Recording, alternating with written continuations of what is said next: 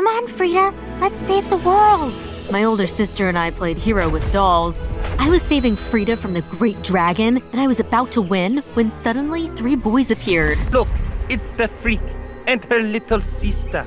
They're playing with dolls like little losers. Frida looked down. The boys of the village were always teasing her for her hair, which was quite a beautiful color in my opinion. But no one else on the island had the same hair color as her. Because of this, she was always teased, just because she was a little different. Leave us alone! Oh yeah? What are you going to do about it? I headbutted one of them while the other 2 backed away in fear. This girl's crazy.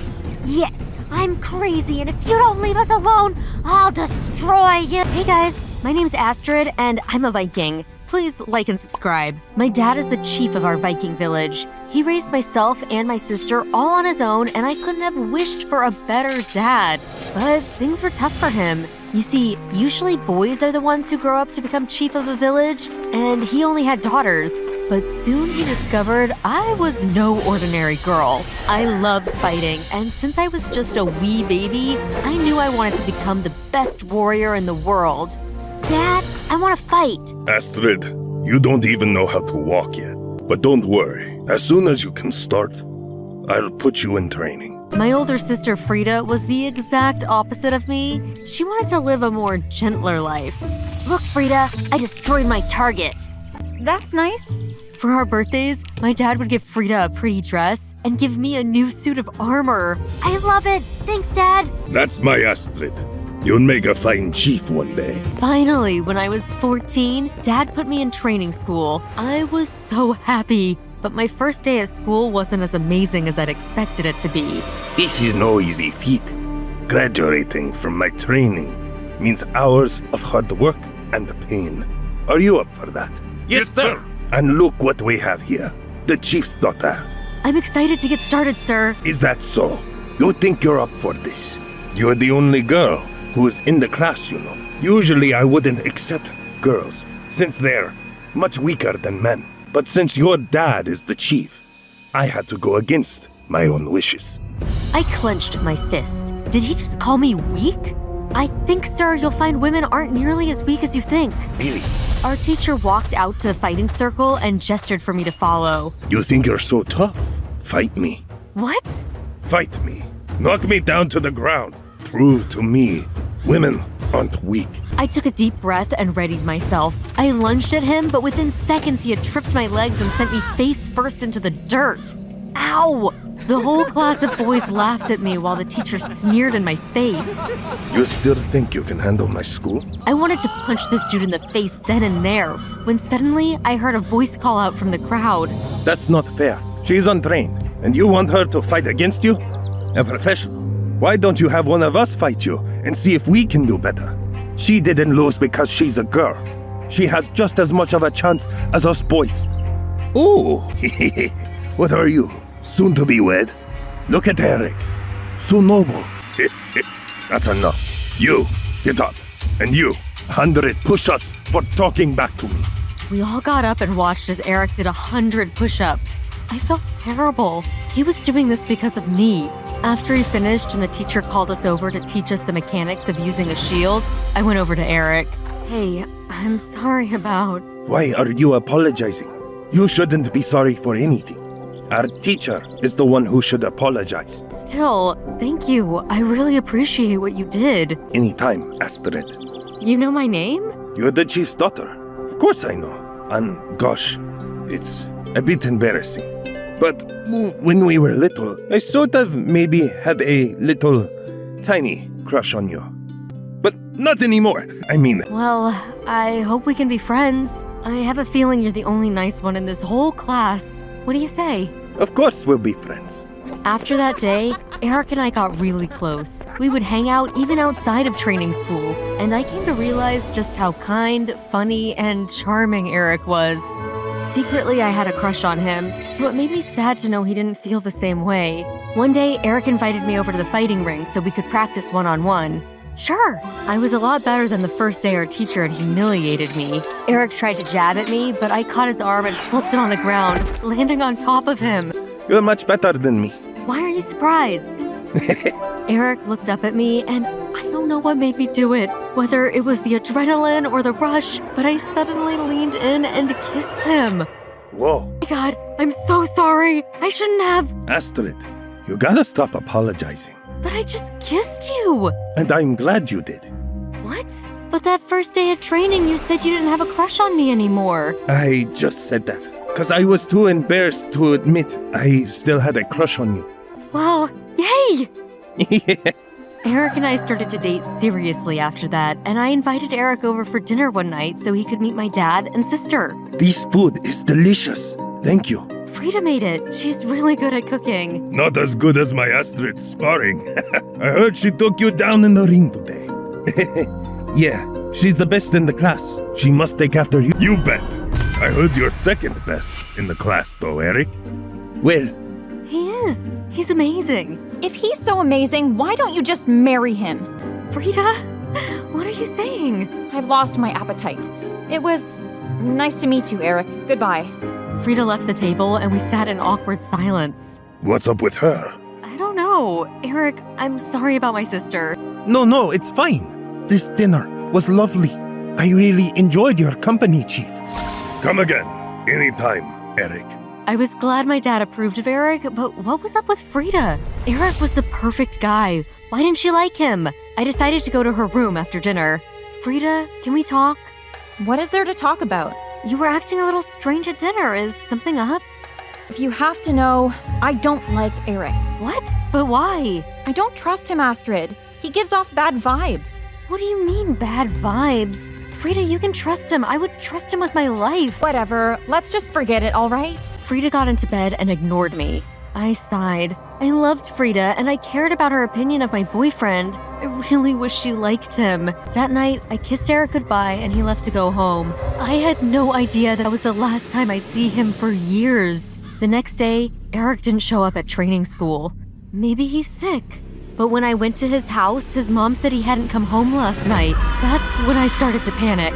We searched the whole island for Eric, but we couldn't find him anywhere. He just disappeared. Years passed. I missed Eric terribly, and the only thing keeping me going was my training school. Now my grief for Eric had turned into power in combat, and I was undefeated in my class. Finally, I decided to challenge my teacher to a combat as revenge for that first day at school years ago. Come on, none of the other guys can defeat you. Why don't you let me try? Fine. But don't think, because you're a girl, I will go easy on you. Please don't. We readied ourselves, and this time, teacher made the first move and lunged at me. But I easily sidestepped him, then swung around and tripped him. The rest of the class was speechless. Man, this felt good. But suddenly, horns sounded and we all rushed outside. Those were the horns that meant someone was attacking the island. I spotted Dad running toward the northern point of the island. Dad, what's happening? The enemy's been spotted. Hundreds of them. Get your weapons ready. This is no training practice. This is the real deal. I nodded and got all my gear and rushed to catch up with my dad. On the way there, I bumped into Frida. Astrid, what's Frida, get back to the village center. Stay safe. Where are you going?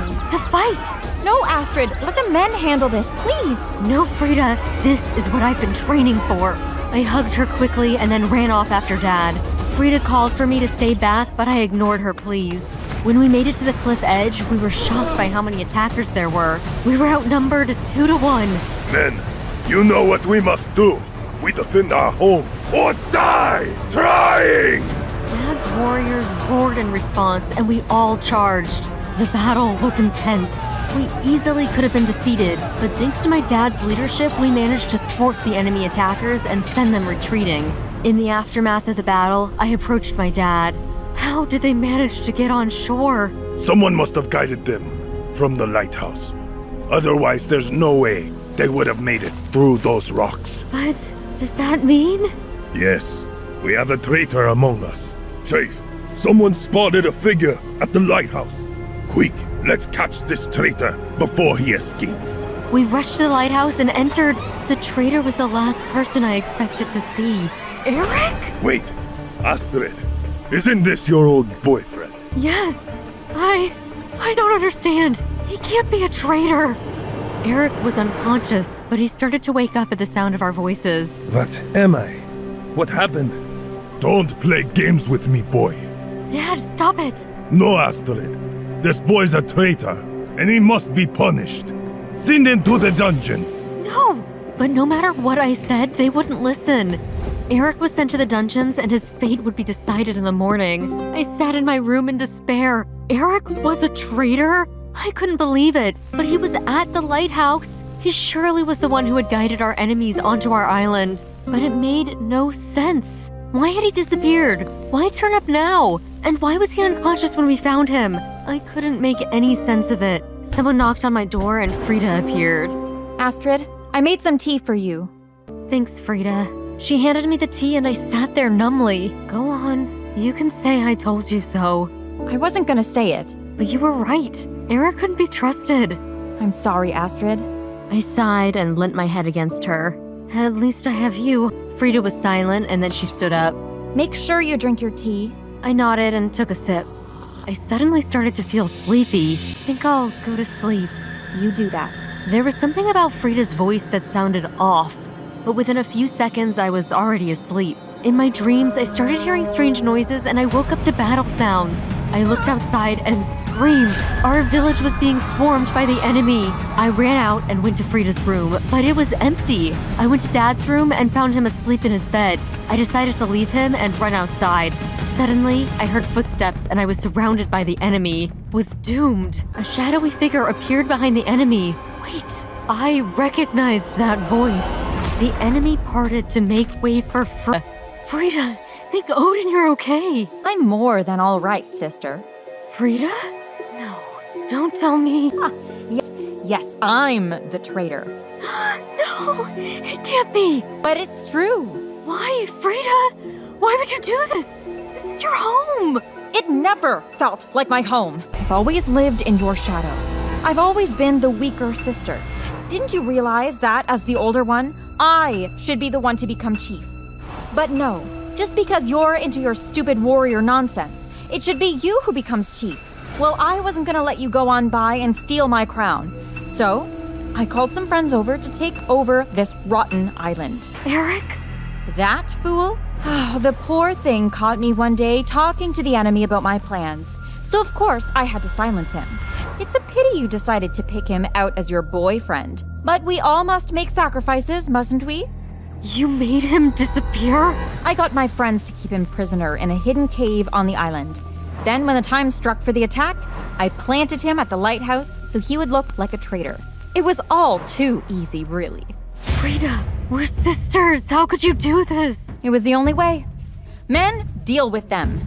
Frida turned away, turned her back on me, on her family, her home, and the enemy marched forward. I prepared to defend myself when suddenly a war cry was heard, and Eric appeared. Eric knocked down the first line of enemies in a flash. I'm sorry it took me so long to get back to you, Astrid. I'm so happy you're alive, Eric. Frida, she... I know. I'm sorry. Now you're the one apologizing? We can defeat them, Astrid. I nodded. Together, the enemy rushed toward us and we charged. We knocked them down one after another, like pawn pieces on a chessboard, until eventually they were all unconscious. Only Frida stood there, baffled by our comeback. But no. I approached my sister, eyeing her down for the traitor she was. Fine. Go on. Kill me. I reached her and... I'm sorry, Frida. I should have realized how unfairly we'd been treating you. Me, Dad, we should have paid more attention to you. I should have paid more attention to you. But I see you now. I hugged her tighter. See you. I could feel Frida's hot tears splashing on my own cheek. I didn't want any of this. There. I know. I'm sorry, Astrid. It's okay. I forgive you. We held on to each other for dear life. I don't know what the future holds, but for now, I know I have to be there for my sister.